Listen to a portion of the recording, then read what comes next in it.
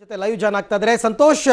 Okay, ಒಂದು ತಿಂಗಳಿಂದ ಎಡಬಿಡದೆ ಕೆಲಸವನ್ನ ಮಾಡಿದ್ದೀರಾ, ತಾವು ಕೂಡ ರಿಪೋರ್ಟಿಂಗ್ ಮಾಡಿದ್ದೀರಾ. ಇವತ್ತೊಂದು ಕ್ಲೈಮ್ಯಾಕ್ಸ್ಗೆ ಬಂದಿದೆ. ಸೊ ಒಟ್ಟಾರೆ ಮಂಡ್ಯದ ಈ ಬಾರಿಯ ಮತದಾನದ ಪ್ರಕ್ರಿಯೆಗಳು, ಇದೆಲ್ಲದರ ಬಗ್ಗೆ ತಮ್ಮ ಅನಿಸಿಕೆ ಏನು?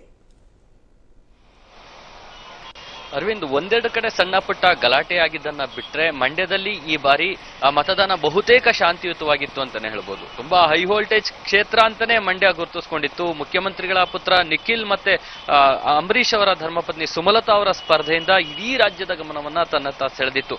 ಹೀಗಾಗಿ ದಿನದಿಂದ ದಿನಕ್ಕೆ ಮಾತಿನ ಸಮರ ಒಂದು ತಿಂಗಳಿಂದ ನಿರಂತರವಾಗಿ ನಡ್ಕೊಳ್ತಾನೆ ಬಂತು. ಏನು ಜೋಡೆತ್ತುಗಳು ಅನ್ನೋದೇ ತುಂಬಾ ಚರ್ಚೆಗೆ ಗ್ರಾಸ ಆಯ್ತು. ಜೋಡೆತ್ತು, ಕಳ್ಳೆತ್ತು, ಹೀಗೆ ವಾಕ್ಸಮರ, ಒಬ್ರ ಮೇಲೊಬ್ರು ಟೀಕೆ ಮಾಡ್ತಾ ನಿಂತ್ಕೊಂಡ್ರು. ದರ್ಶನ್ ಬಂದ್ರು, ಯಶ್ ಬಂದ್ರು, ಸ್ವತಃ ಮುಖ್ಯಮಂತ್ರಿಗಳೇ ಬಂದು ಇಲ್ಲಿ ಠಿಕಾಣಿ ಹೂಡಿದ್ರು. ಮಾಜಿ ಪ್ರಧಾನಿಗಳು ತಮ್ಮ ಮೊಮ್ಮಗನ ಪರ ಬ್ಯಾಟ್ ಬೇಯಿಸಿದ್ರು. ಹೀಗೆ ನಿರಂತರವಾಗಿ ಒಂದು ತಿಂಗಳಿಂದ ಪ್ರಚಾರ ತುಂಬಾ ಹೈಪ್ ಆಗಿತ್ತು ಅಂತಾನೆ ಹೇಳ್ಬೋದು. ಆದ್ರೆ ಇವತ್ತು ಬಹುತೇಕ ಶಾಂತಿಯುತವಾಗಿ ಮತದಾನ ಆಗಿದೆ. ನಿಖಿಲ್ ದೊಡ್ಡರಸಿನಕೆರೆ ಗ್ರಾಮಕ್ಕೆ ಬಂದಾಗ ಒಂದಷ್ಟು ಸಣ್ಣ ಪುಟ್ಟ ಘರ್ಷಣೆ ಆದ್ರೂ ಕೂಡ ಆನಂತರ ಅದು ಶಾಂತಿಯುತವಾಗಿ ಮತದಾನ ಆಯಿತು. ಅದೇ ರೀತಿ ಮಳವಳ್ಳಿಯ ಬಸವನಪುರದಲ್ಲಿ ಒಂದಷ್ಟು ಗಲಾಟೆ ಆದ್ರೂ ಕೂಡ ಅದು ಕೂಡ ಈಗ ತಣ್ಣಗಾಗಿದೆ ಅಂತ ಹೇಳ್ಬೋದು. ಮತ್ತೆ ಈಗಾಗಲೇ 5 ಗಂಟೆ ವೇಳೆಗೆ 71.75% ನಷ್ಟು ಮತದಾನ ಆಗಿದೆ. ಇನ್ನು 6 ಗಂಟೆಯ ಶೇಕಡಾ ಮತದಾನ ಇನ್ನೇನು ಬರಬೇಕು. ಯಾಕಂದ್ರೆ ಈಗಾಗಲೇ ಯಾರು ಸ್ವಲ್ಪ ತಡವಾಗಿ ಬಂದ್ರು ಅವರೆಲ್ಲ ಮತದಾನವನ್ನ ಮಾಡ್ತಾ ಇದ್ದಾರೆ. ಆದ್ರೆ ಈಗಾಗಲೇ ಏನು ಮತಗಟ್ಟೆಯ ಗೇಟ್ ಅನ್ನ ಕ್ಲೋಸ್ ಮಾಡಿ ಲೇಟ್ ಆಗಿ ಬಂದವರಿಗೆ ಒಂದಷ್ಟು ಅವಕಾಶ ಮಾಡಿಕೊಟ್ಟಿದ್ದಾರೆ. ಕಳೆದ ಬಾರಿಗಿಂತ ಈ ಬಾರಿ 1-2-3% ಮತದಾನ ಹೆಚ್ಚಿಗೆ ಆಗಬಹುದು ಅಂತಕ್ಕಂಥ ಒಂದು ನಿರೀಕ್ಷೆಯನ್ನ ಇಟ್ಕೋಬಹುದು. ಆದ್ರೆ ಕಳೆದ 6 ತಿಂಗಳ ಹಿಂದೆ ಏನು ಉಪಚುನಾವಣೆ ಆಗಿತ್ತು, ಆ ಒಂದು ಉಪಚುನಾವಣೆ ಬಗ್ಗೆ ಮತದಾರ ಒಲವು ತೋರ್ಲಿಲ್ಲ ಅಷ್ಟು. ಯಾಕಂದ್ರೆ ಕೇವಲ 50% ಮತದಾನ ಆಗಿತ್ತು. ಆದ್ರೆ ಈಗ ಕಳೆದ ಬಾರಿಯ ಸಾರ್ವತ್ರಿಕ ಲೋಕಸಭಾ ಚುನಾವಣೆಗೆ ಹೋಲಿಸಿದ್ರೆ ಈ ಬಾರಿಯ ಲೋಕಸಭಾ ಚುನಾವಣೆಯಲ್ಲಿ 1-2% ಆದ್ರೂ ಕೂಡ ಜಾಸ್ತಿ ಮತದಾನ ಆಗಬಹುದು ಅಂತೇಳಿ ನಿರೀಕ್ಷೆಯನ್ನ ಇಟ್ಕೋಬಹುದು. ಇನ್ನೇನು ಕೆಲವೇ ನಿಮಿಷಗಳಲ್ಲಿ ಅಂತಿಮ ಏನು ಶೇಕಡವಾರು ಎಷ್ಟಾಗಿದೆ ಅಂತಕ್ಕಂತಹ ಅಂತಿಮ ಮಾಹಿತಿ ಕೂಡ ಲಭ್ಯ ಆಗಲಿದೆ. Arvind, okay Santosh, thank you ತಮ್ಮೆಲ್ಲ ಮಾಹಿತಿಗಾಗಿ, ಧನ್ಯವಾದ.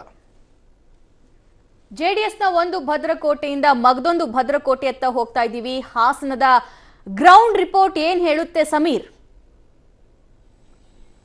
ಆ ಸಭಾ ಏನು ಕಳೆದ ಹಲವು ದಿನಗಳಿಂದ ಪ್ರಚಾರದ ಭರಾಟೆಯಿಂದ ಬಿಸಿಯಾಗಿದ್ದ ಹಾಸನ ಲೋಕಸಭಾ ಕ್ಷೇತ್ರಕ್ಕೆ ಈಗ ಇವತ್ತು ಮತದಾನದ ಅಂತಿಮ ಘಟ್ಟ ತಲುಪಿದೆ. ಇವಾಗ ಏನು VVM ಮಿಷನ್ಗಳನ್ನ ಪ್ಯಾಕ್ ಮಾಡ್ತಾ ಇದ್ದಾರೆ. ಇದೀಗ ಇದಕ್ಕೆ ಅಂತಿಮ ತೆರೆ ಬಿದ್ದಿದೆ. ಇನ್ನೇನಿದ್ರು ಫಲಿತಾಂಶದತ್ತ ಮುಖ ಮಾಡಿದ್ದಾರೆ ಅಂತಾನೆ ಹೇಳ್ಬೋದು.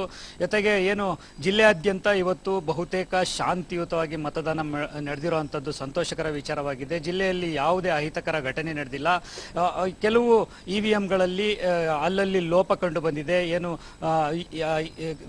ಅರ್ಕಲ್ಗೂಡು ತಾಲೂಕಿನ ಕಟ್ಟೇಪುರ ಗ್ರಾಮದಲ್ಲಿ ಬಿಜೆಪಿ ಅಭ್ಯರ್ಥಿ ಮಂಜೂರ್ ಅವರು ಅಲ್ಲಿ ಸ್ಥಳಕ್ಕೆ ಭೇಟಿ ನೀಡಿ ಆ ಒಂದು ಕುರಿತಂತೆ ವಿವಾದ ನಡೆಯಿತು. ಏನು ಅಣುಕು ಮತದಾನದಲ್ಲಿ 5 ಮತದಾನವನ್ನ 2 ಪಕ್ಷಕ್ಕೆ ನೀಡಲಾಗಿತ್ತು. ಆದ್ರೆ ಒಂದು ಪಕ್ಷಕ್ಕೆ ಹೆಚ್ಚಾಗಿ ಹೋಗಿತ್ತು. ಇದು ಕೊಂಚ ಗೊಂದಲಕ್ಕೆ ಕಾರಣವಾಯಿತು. ನಂತರ ಅದನ್ನ ಸರಿಪಡಿಸಲಾಯಿತು. ಇದನ್ನು ಹೊರತುಪಡಿಸಿದಂತೆ ಹೊಳೆನರಸೀಪುರ ಮತ್ತೆ ಹಾಸನ ನಗರದಲ್ಲಿರುವಂತಹ 2 EVMಗಳು ಕೈಕೊಟ್ಟು 1 ಗಂಟೆ ಮತದಾನ ಸ್ಥಗಿತವಾಗಿತ್ತು. ನಂತರ ಅದನ್ನು ಕೂಡ ಸರಿಪಡಿಸಲಾಗಿದೆ. ಜೊತೆಗೆ ಆಲೂರು ತಾಲೂಕಿನ ಬ್ಯಾಬಾ ಮತ್ತೆ ಸಮೀರ್ 2014ಕ್ಕೆ ಹೋಲಿಸಿದ್ರೆ ಹಾಸನದಲ್ಲಿ ಈ ಸರ್ತಿ ಸರಿಸುಮಾರು 17-18% ವೋಟಿಂಗ್ ಜಾಸ್ತಿ ಆಗಿದೆ. ಕಳೆದ ಸಾರ್ತಿನೇ ದೇವೇಗೌಡರು 1 ಲಕ್ಷ ಲೀಡ್ನಲ್ಲಿ ಗೆದ್ದಿದ್ರು 2014ರಲ್ಲಿ. ಈ ಸಾರ್ತಿ ಆಗಿರ್ತಕ್ಕಂಥ ಮತದಾನ 72-73%, ಅಂದರೆ 16-17% ವೋಟಿಂಗ್ ಜಾಸ್ತಿ ಆಗಿರ್ತಕ್ಕಂಥದ್ದು. ಅದು ಯಾರಿಗೆ ಫೇವರ್ ಆಗಬಹುದು ಅಂತ?